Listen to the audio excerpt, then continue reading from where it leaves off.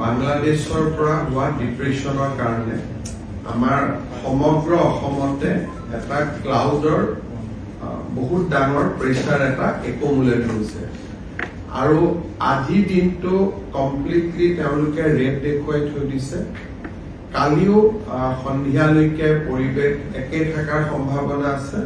তাৰ পিছত গ্ৰেজুৱেলি ই অৰেঞ্জ, তাৰ পিছত গ্ৰীণ, অৰ্থাৎ এই গোটেই অহাকালিও আজিৰ দৰে অৱস্থা হোৱাৰ সম্ভাৱনা আছে।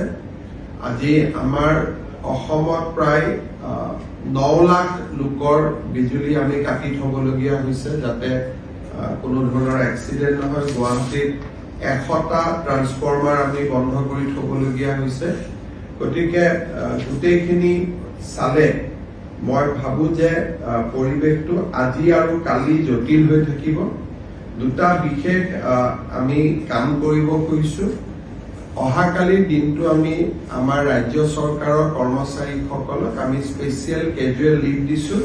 যিসকলৰ কোৱাৰ্টাৰৰ লগতে অফিচ তেওঁলোকে অফিচ কৰিব, কিন্তু যিসকলে দূৰৰ পৰা আহিব লাগে তেওঁলোকে অফিচ কৰাৰ প্ৰয়োজন নাই। কিন্তু যিসকলৰ কোৱাৰ্টাৰ আৰু অফিচ একে তেওঁলোকে ডেফিনেটলি অফিচ কৰিব, আৰু যি দূৰৰ পৰা আহিব লাগে তেওঁলোকে অফিচ কৰাৰ প্ৰয়োজন নাই।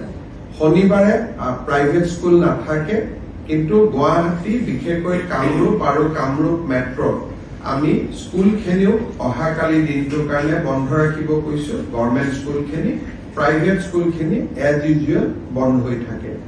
বাকী আমাৰ যিসকলে প্ৰাইভেট প্ৰতিষ্ঠান আদিত কাম কৰে তেওঁলোককো মই তেওঁলোকৰ স্বত্বাধিকাৰীসকলকো অনুৰোধ কৰিম যে যদি কৰবাত দুজনৰ জেগাত এজন মানুহে দি দোকানখন চলাব পৰা যায়, দূৰৰ পৰা অহাজনক অহাকালি দিনটো আমি ছুটি দিলে বেয়া নহয়, কিন্তু আমি চৰকাৰৰ পৰা সেইটো অৰ্ডাৰ কৰিব খোজা নাই।